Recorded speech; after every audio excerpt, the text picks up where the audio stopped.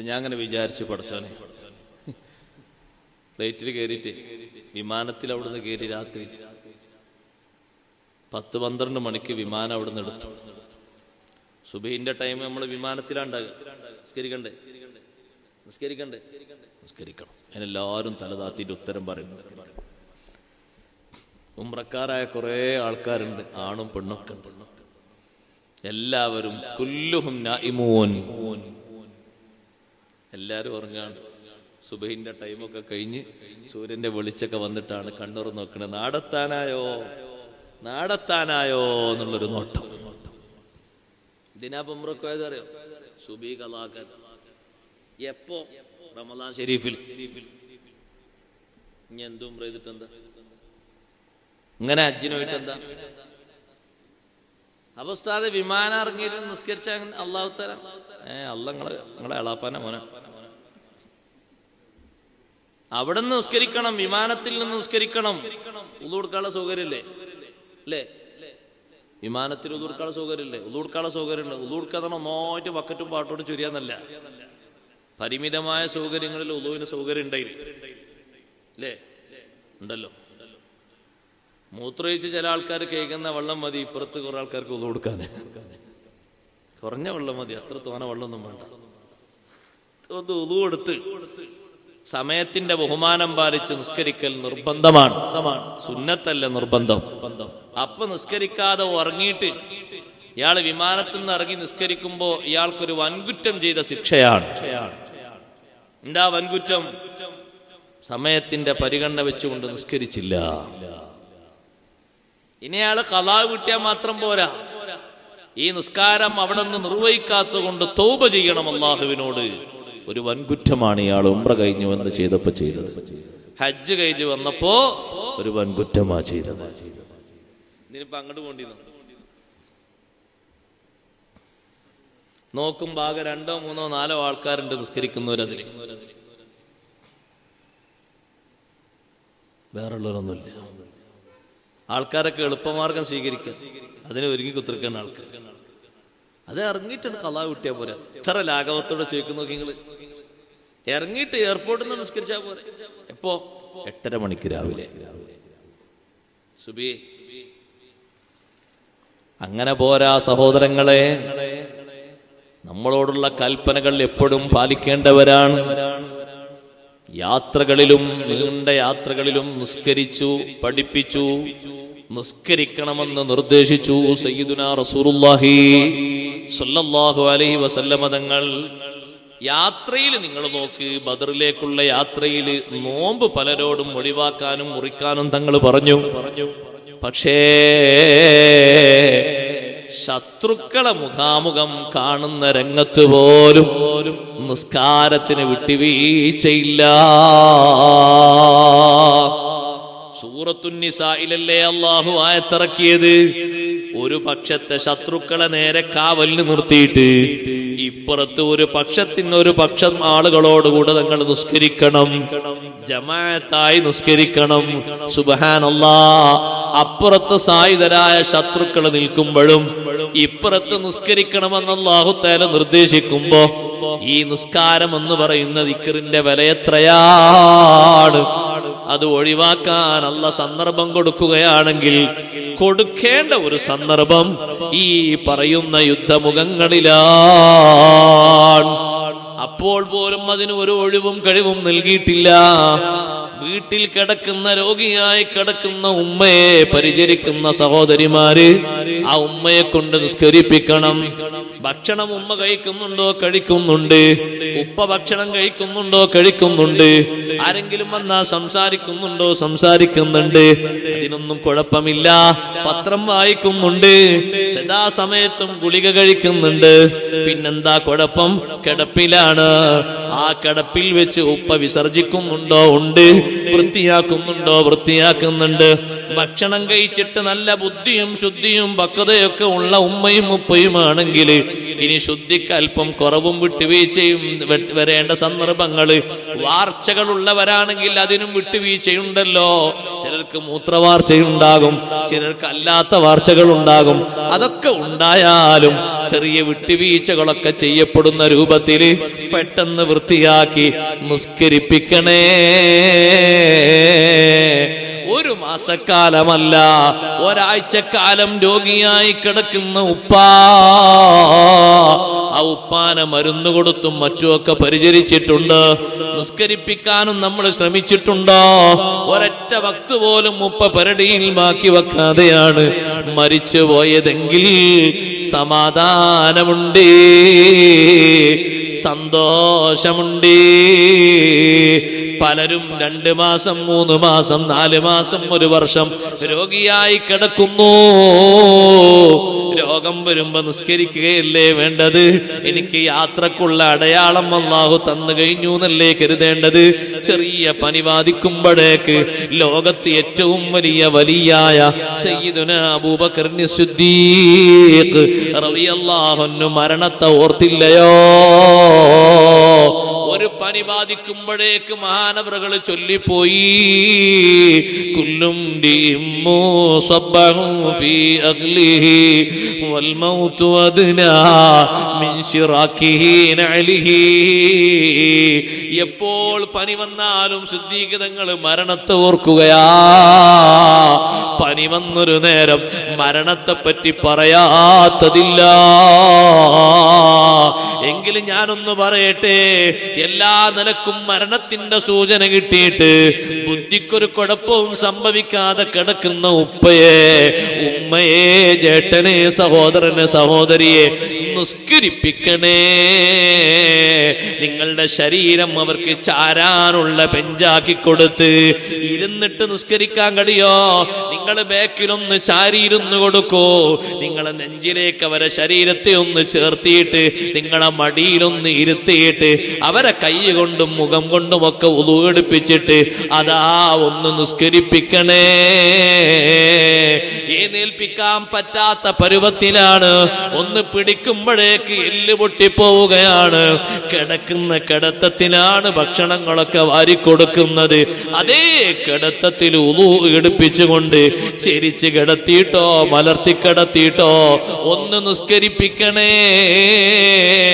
മലർന്ന് കിടന്നിട്ടാണെങ്കിൽ തലഭാഗത്ത് കനമുള്ളൊരു തലയിണ വെച്ച് കൊടുക്കുക.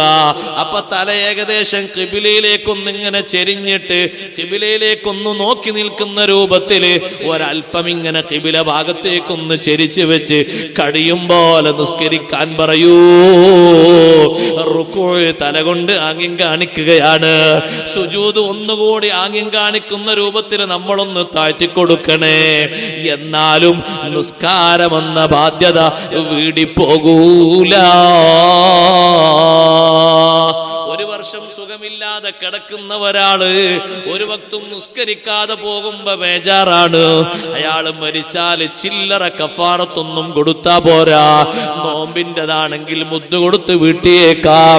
ഹജ്ജിന്റെതാണെങ്കിൽ അടുത്ത വർഷമോ പിറ്റത്തെ വർഷമോ പോയി ചെയ്തേക്കാം. അല്ലെങ്കിൽ ചെയ്തവർക്ക് കാശ് കൊടുത്തത് വീട്ടിയേക്കാം. സക്കാത്തിന്റെ കണക്കാണെങ്കിൽ അതും കണക്കനുസരിച്ച് കൊടുത്തേക്കാം. നിസ്കാരമോ ആരാണത് ഏറ്റെടുത്ത് വീട്ടുക? എന്താണ് അതിനൊരു മാർഗം? ഒരു മാർഗവുമില്ലല്ലോ.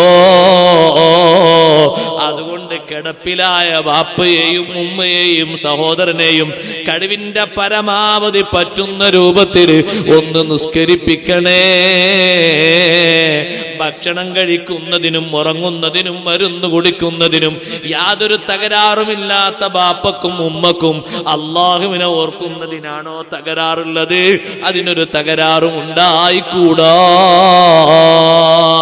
ഇരുന്നിട്ടും ജമാഅത്തായി നിസ്കരിച്ചിട്ടുണ്ട് മുഹമ്മദുർ റസൂലുള്ളാഹി സ്വല്ലല്ലാഹു അലൈഹി വസല്ലം തങ്ങള് മദീനത്തെ പള്ളിയിലെ മിഹ്റാബിൽ വന്ന് ഇരുന്ന് നിസ്കരിക്കുന്നു. സ്വഹാബത്ത് നിന്നിട്ട് ജമാഅത്തിൽ സംബന്ധിക്കുന്നു. മദീന പള്ളിന്റെ മിഹ്റാബിൽ തങ്ങൾ ഇരുന്നിട്ട് നിസ്കരിക്കുന്നത് തങ്ങൾക്ക് ക്ഷീണവും വിഷമവും ഉള്ളൊരവസ്ഥയിലാണ്. പക്ഷേ അപ്പോഴും ജമാഅത്തിന് തങ്ങൾ സംബന്ധിച്ച് ഇരുന്നിട്ട് ഇമാമായി നേതൃത്വം കൊടുക്കുമ്പോ നമ്മൾ പഠിക്കേണ്ട ഒരു പാഠമുണ്ട്. എത്ര വിഷമവും ക്ഷീണവും പനിയും തലവേദനയും വന്നാലും നിസ്കാരത്തിന് ഒഴിവും കഴിവുമില്ല.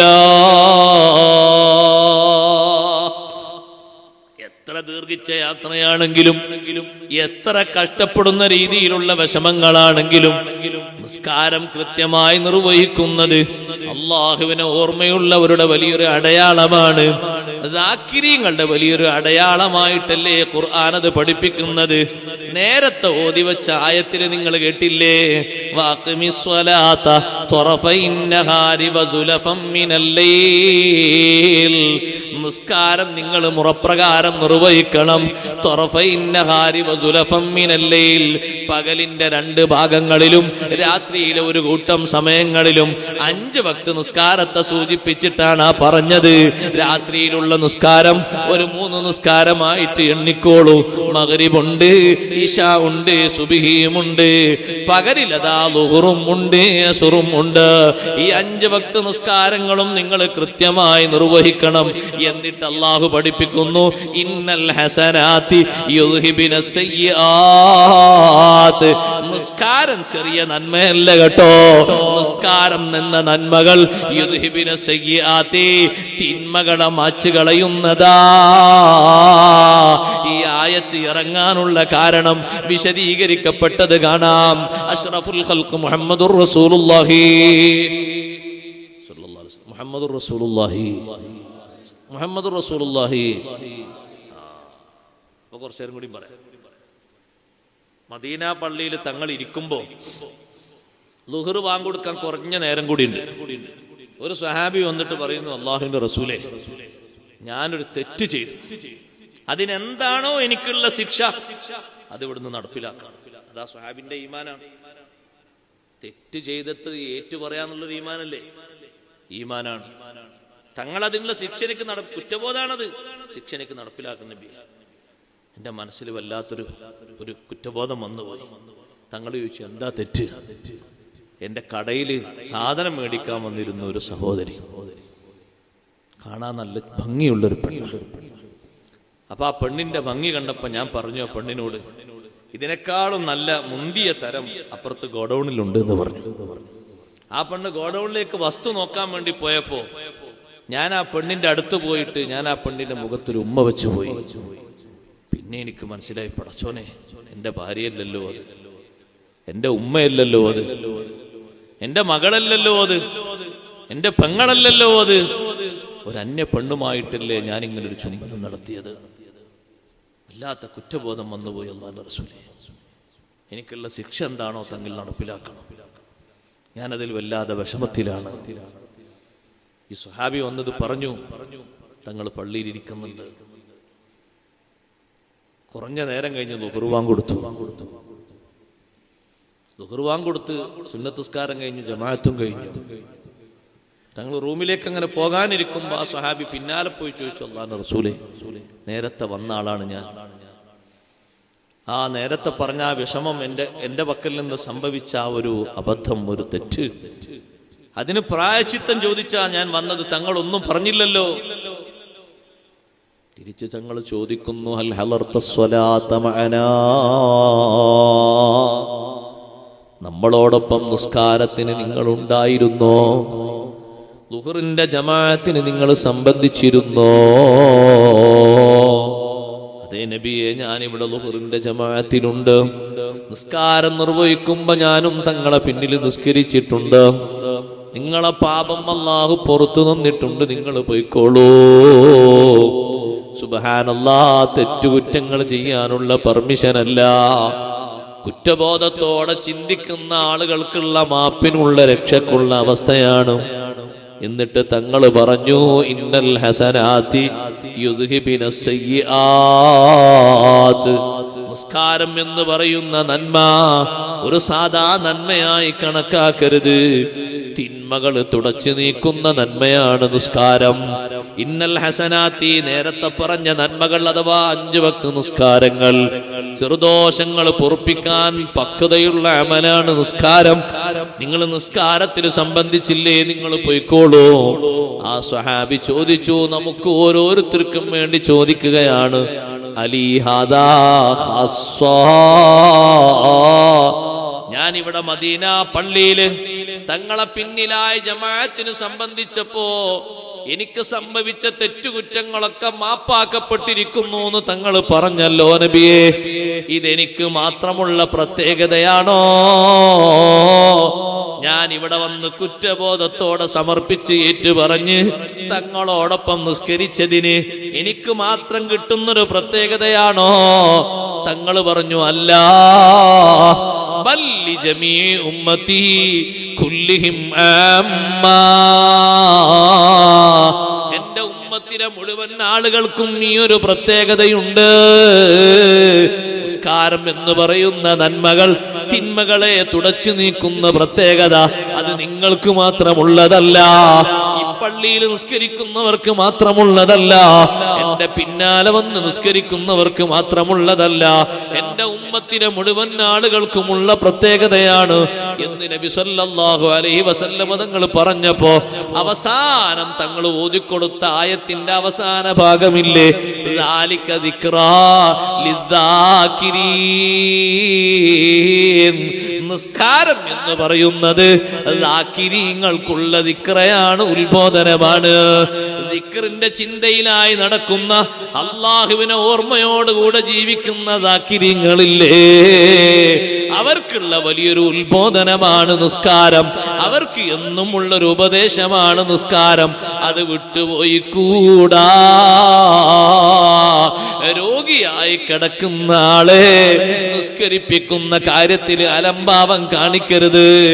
രോഗം കൊണ്ട് അല്ല പൊറുത്തോളുമെന്ന് വിചാരിക്കരുത്.